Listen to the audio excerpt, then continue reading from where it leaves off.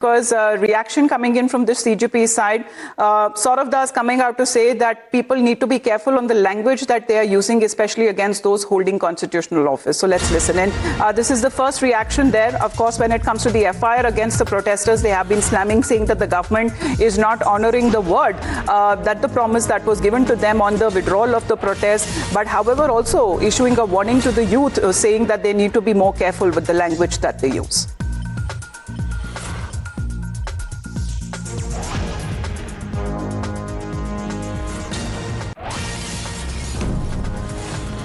Absolutely illegal.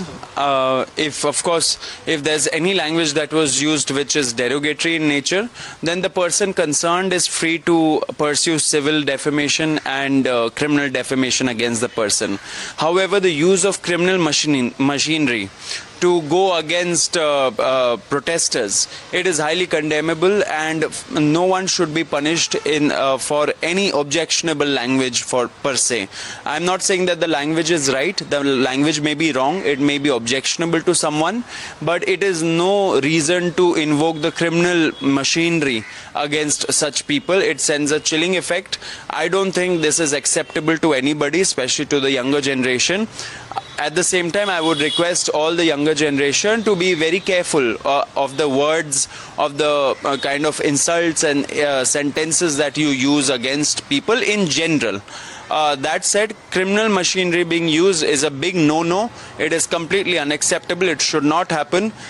We would like to tell the police also to maintain calm and not misuse your powers for any political ends. Are you in touch with the other state government or planning to do so? See, we are in touch with the union government. The union government's representatives keep calling us for talks at a neutral venue. Sometimes we go, but when things don't progress, we don't feel like going. So the reactions that have been coming in with the CJP leadership condemning the action while saying that abusive language is not okay. But in the meantime, there has been a big relief for a section of the protesters who were detained during the recent demonstration in Delhi, and the Delhi government which has decided to withdraw cases against those who participated peacefully in the protest. Now, this decision that has been approved by the Delhi Lieutenant Governor and the Home Department, saying that it will benefit eligible students and other peaceful demonstrators after case-by-case review is done. However, the relief will not be extended to those having criminal antecedents or those who have been accused of serious offences. Now, the authorities have also indicated that the eligible detainees will be released following the review process. So, Shivam, help us understand. You were there when the protests were happening in Delhi. Many of them have been detained, but there is going to be an exception that would be made for peaceful protesters. But those having criminal past, they will not be released. Well, exactly, Amita. And when it comes to numbers, the latest number that we were given was 13.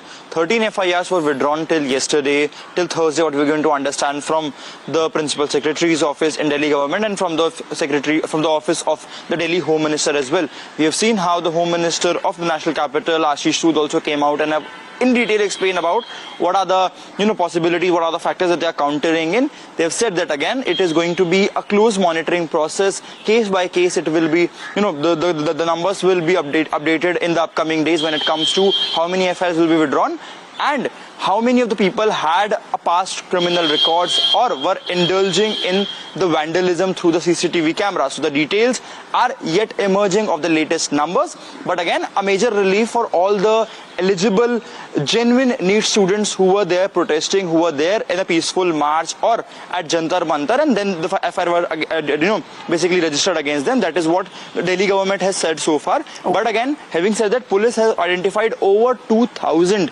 individuals which have past criminal record or they were indulging in vandalism or violence in and around the area. So again, as far as those who protested and who participated peacefully in the protest, but there is going to be an exception that has been made against those having criminal past. So case-by-case review will be done on part of the authorities in Delhi. Shivam, thank you very much for the update. In the